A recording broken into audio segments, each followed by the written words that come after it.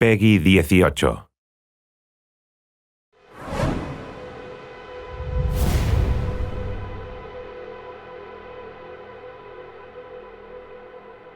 Hey everyone, my name is James. I'm a producer with Gearbox Software.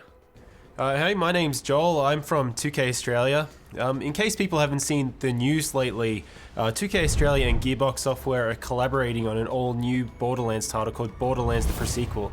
Now, this is a full new standalone Borderlands title which is coming to Xbox 360, PlayStation 3, and Windows PC in the fall of this year. And we're here to give a run-through of the demo that we prepared for PAX East earlier this year. So why don't we get stuck into it? Yeah, alright, so right now we're looking at Athena, who is one of the new playable characters. She's a sort of a famous NPC from Borderlands 1 DLC, the General Knox DLC. Right now we're putting our skill points into the Phalanx tree, which enhances her kinetic aspects, which is this energy shield that Athena has that allows her to absorb attacks from enemies and throw it back at them. Alright, let's go ahead and get looting. Over here we have one of our new loot chests. We're going to go and open up and we're going to see what we've got inside. Alright, looks like we have one of our new cryo guns. Cryo is a new ice elemental that we've introduced in the pre-sequel. Fires ice bullets that allow you to freeze enemies and shatter them. We also have the laser gun, which is a new gun type. So it has different kind of laser attacks. Each manufacturer has their own kind. Right now we're looking at the Maliwan laser gun, and we might run into a couple of different types later on that we can show off. This is the Oz kit. This is an O2 kit. You need O2 because you're on the moon surface of Pandora's moon surface, which is Elpis. And Elpis is just like Earth's moon in the sense that there's a very thin atmosphere, very low gravity, so you need oxygen, but there's not really much on the surface. Looking at our other playable character, Wilhelm, you might have seen that there's a sort of a shimmering bubble over his head. That's his oxygen bubble. That allows him to breathe on the surface. The entire time that you're out there, you're losing oxygen, but don't worry. We've got plenty of stuff in place to make sure that you always have opportunities to get more O2. Case in point, we've just found one of the air geysers. You run on top of one of these things and it's going to fill up your oxygen. This is really important, not just because you need oxygen to breathe and live, but because we have some new features that we've added that use oxygen. Joel, why don't you tell us some about that? Yeah, so when we were bringing in this oxygen system, we didn't want to bring in something that was annoying to players and a resource to manage. We wanted to bring in something that could give them cool new abilities. So you can see we're on the moon, you can already do low gravity jumps, but if we jump and then press jump again, you'll actually vent some oxygen and you'll do a boost. It'll allow you to go a little bit higher. You can also kind of push yourself forward. So why don't we do a jump and then boost forward? And one of the other cool things you can do, it's kind of my favorite thing to do in the game at the moment. It's technically called a slam, but I like to call it a butt stomp. If you jump up in the air, press jump again to boost, and then press crouch, you actually slam down to the ground and do an area of effect attack. It's a great way to manage crowds, to shove them back, because if you're in a low gravity area, you can push them back pretty far, which might be the edge that you need to either run away or focus on one guy before you deal with the rest of the crowd. Alright, now we're going to go ahead and move into the next area. This is the comm facility. There's a signal that's being jammed that you need to take care of so that you can get back up to Helios, which is the moonshot facility. In the pre-sequel, Jack is in charge of Helios. He's not the Hyperion CEO yet that you know from Borderlands 2. Right now he's just managing the station, and you've been kicked off it and you got to get back. Coming from that comms facility. Get in there, switch it off, because things are getting really interesting up here, kiddo, in a not fun kind of way. What's your bum in there? Reed Biller owns that place now, and I've heard he's a right nut job. You probably would have heard a bit of an Australian accent there. During the development of the game, it just so happened that the moon kind of turned into Australia. Alright, now where we are right now, there's this big gap. You wouldn't be able to make this jump normally in Borderlands, but with the oxygen system, we can kind of push out this jump. So let's go ahead and see if we can clear that gap.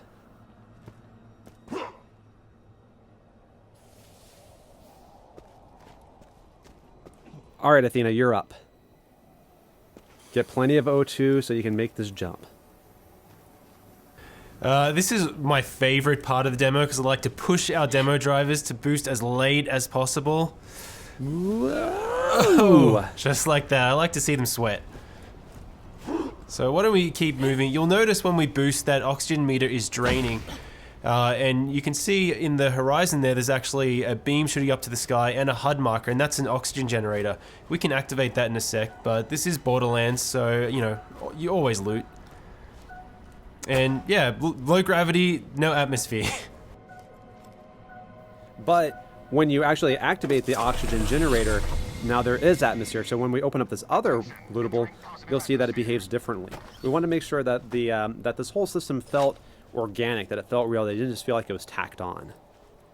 This comes in really important because with things like incendiary, if you set someone on fire inside of a building with atmosphere, they'll burn. But if you set them on fire in an area with no atmosphere, they won't. So you kind of have to make some, you have some interesting opportunities. But these guys up here, I'm sure they're up to no good, so let's throw some grenades at them.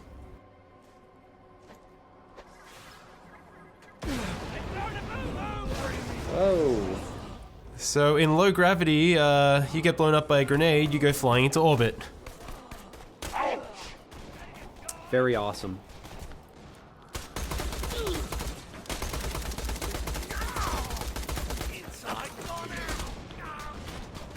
Now you'll see these guys who are outside of the oxygen dome, they're wearing the same bubble that you are, and if you manage to get a headshot like that, they'll actually start venting oxygen and become vulnerable. And this really brings tactics into play for the player. So you can come into a space, and if you have a really kick-ass incendiary weapon, you can choose to turn on the oxygen, or you can try and take out their bubbles that way.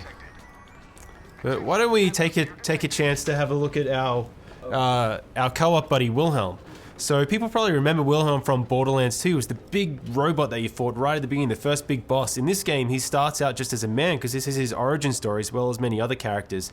And the really cool thing is, as you're building out his skill tree, not only do you gain new abilities, but you actually visually change him as well.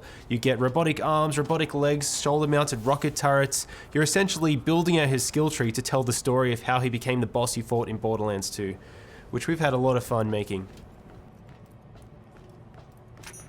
But I think it's probably time to show off our first new action skill for Borderlands the Pre-Sequel. What do you think, James? Yeah, it sounds like a good idea.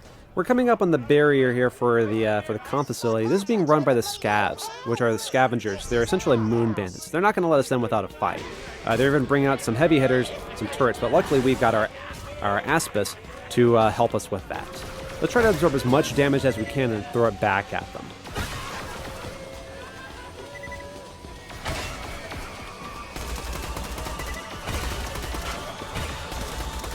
So you can see that the shield is slowly spinning up. As it takes more and more damage, it's going to spin faster and faster. You can kind of see it around the outer edge, which means that we're just about ready to throw that back. Awesome. Let's go ahead and take care of this other laser and then get inside. Now, because we never get tired of blowing people off the side of the moon, let's throw some more grenades.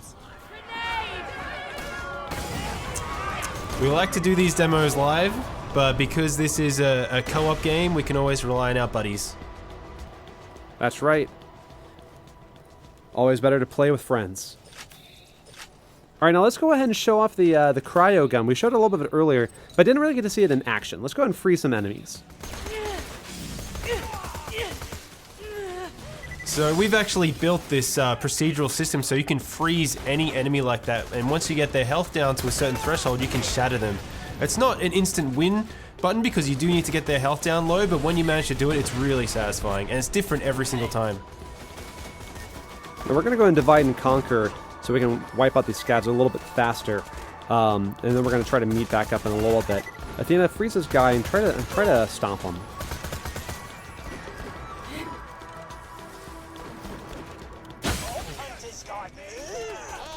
Athena had a good tactic there. If you manage to get really high, your butt stomp will actually do more damage.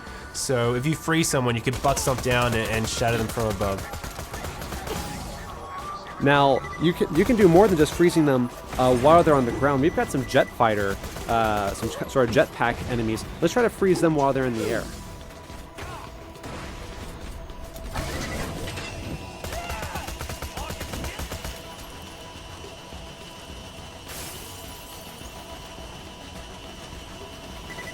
So if we do manage to freeze one of these guys in the air and they fall down a railing, they'll actually split in half. It's one of these kind of random events that I love to see in the game. This is also a new enemy, the Badass Outlaw. Now, this guy's pretty big, and because of the low gravity, if he charges into you, he can actually knock you pretty far. But when you shatter him into a million pieces, that doesn't really matter too much. It's very satisfying. I bloody want you to live, so I can snap your smug neck myself. You all might. Feel free to be killed by any of my highly professional men. Now, we did get a new skill point while we were out there, so let's go ahead and allocate that. We're going to put it into the ultimate skill in this tree, which is Wrath of the Goddess. This will allow Athena's shield to bounce around multiple enemies inside of a sort of like a close circle. This is a great way to manage crowds. Oh, Wilhelm, it looks like he got something. What is that? So that's the Dar laser. That's kind of like a bolt laser. Athena, you picked up the Maliwan beam laser before, and as James said earlier, you have multiple manufacturers, you have the procedural weapon system, so players can expect to see a whole variety of different types of lasers when they play the game. To the right here, you'll see one of the new rideable vehicles in Borderlands, the pre-sequel, the Stingray. We're not going to need it in this mission, so we're going to keep moving forward. But keep an eye out, because we might have something more about that in some later news.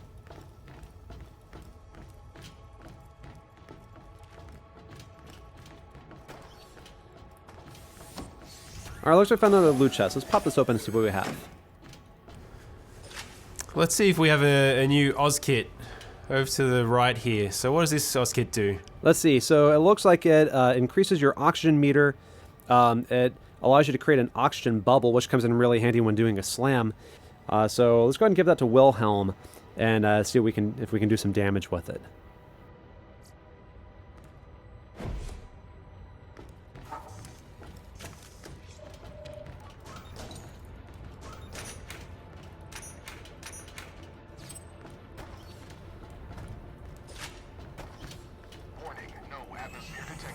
So the Eye of Helios is charging up now, and it's actually firing into the surface of the moon, which is probably not such a good thing when you see bits of the ground kind of floating above you like that. Probably a good reason for us to get back up to that space station as soon as possible. Alright, so we've got a group of enemies coming up, and so we're going to use our buddy Wilhelm to help us charge up our shield so we can get it going. Because you can use friendly fire to charge up Athena's shield. Let's try and take out all those guys at once.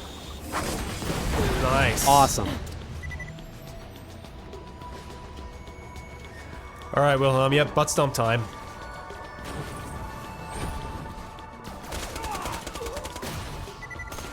And you see that bubble, you can run inside that to recharge your oxygen. As we mentioned earlier, you can also use the oxygen to set enemies on fire when you're out in this sort of area.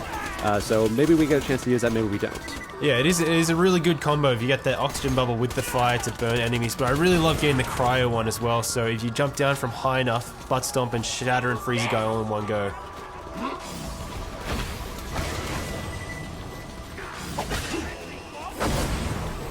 Why don't we try and get some more butt stomps happening? I never get tired of it.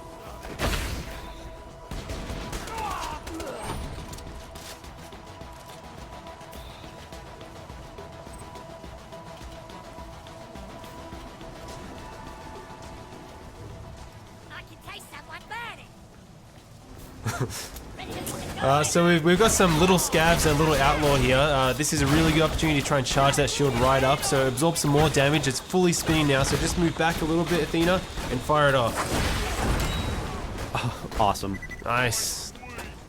Now there's a lot more resistance in this area than we planned. We might need a little more help on this one. Who could help us out possibly?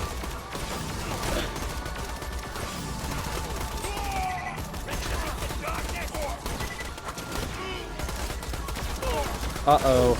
Alright, we really need some help now. We need some help. And we have playable Claptrap.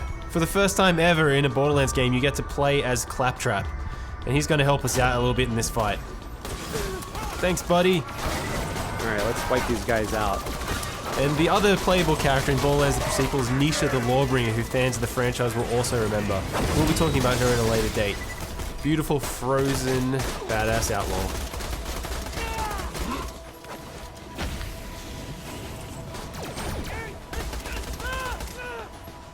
So yeah, we should probably head in here and try and disable that signal so we can get up to the space station.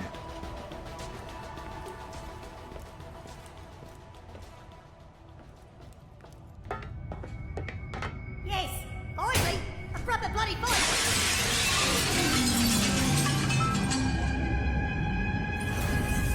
Start the freaking talk! We can love this.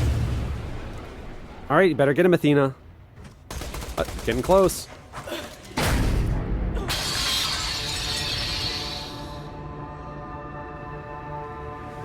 Did we mention low gravity already? Awesome. Well, hey, thanks everyone for staying tuned for Borderlands the pre-sequel, coming to you this fall. That's spring for all the Aussies out there. You coming?